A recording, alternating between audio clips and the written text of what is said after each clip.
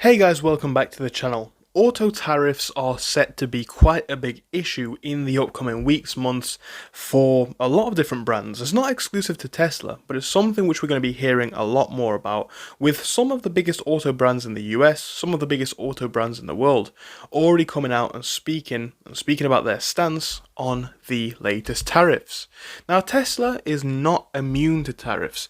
There is a potential for retaliatory tariffs, and again, goods made outside of the US related to autos, Tesla could be exposed to those as well to a lesser degree, but still could affect them. But now what we're seeing in other countries, we're seeing it in the UK, we're seeing it in Canada, a lot of people, a lot of politicians saying, hang on a minute, we have a import tariff on our products, but Teslas can be shipped to, say, the UK or Canada or Europe without massive tariffs. A lot of automakers are worried about this, and Tesla has been one which we've looked at in the past. Now, this actually ties into a number of Tesla's different issues right now, and it's something that a number of analysts are aware of, with major bulls sounding an alarm on the problems which Elon Musk and Tesla are going to be facing.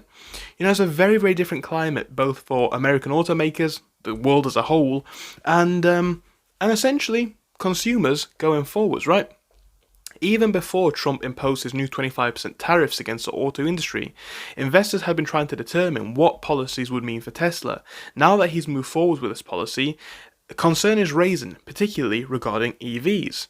And there's a number of reasons for this. So Wedbush Securities analyst Dan Ives has built a reputation as an outspoken Tesla bull. He has a history of praising Musk and issuing bullish price targets.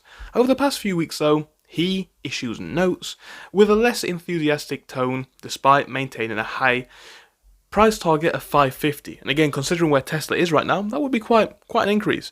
But yeah, he is concerned, a lot of people are concerned, and this really does speak a lot. So in his latest note, dated March 28th, Ives explained why he's concerned about the tariffs. The analyst sees them as highly problematic for the entire automotive sector, including Tesla, a company that he seemed to have an unwavering faith for until recently. Quote, even US automakers that produce cars in the US have 40 to 50% of auto parts that come from abroad. A US car maker with all US made parts is a fictional tale, not even a possibility today. In our view, it would take 3 years to move 10% of the auto supply chain to the US, and it costs hundreds of billions, which would essentially be very complex and disruptive.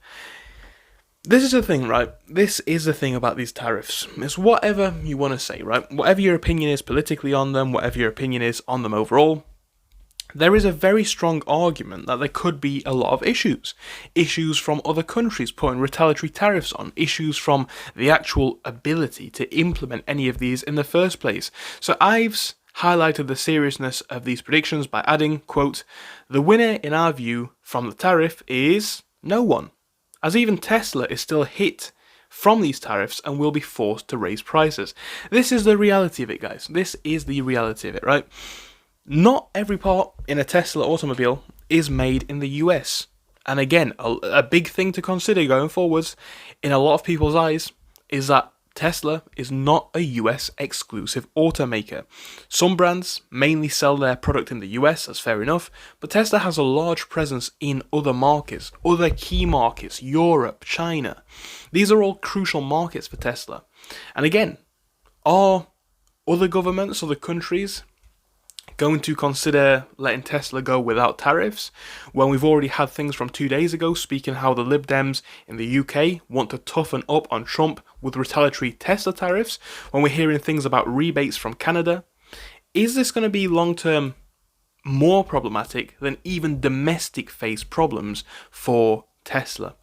So really challenging thing at a fairly challenging time. And you know what, guys? I will say it. Tesla is not the only company that we're going to look at in relation to this. Some of the other biggest automakers in the world are speaking openly about some issues which inevitably will come with this shake-up of policy.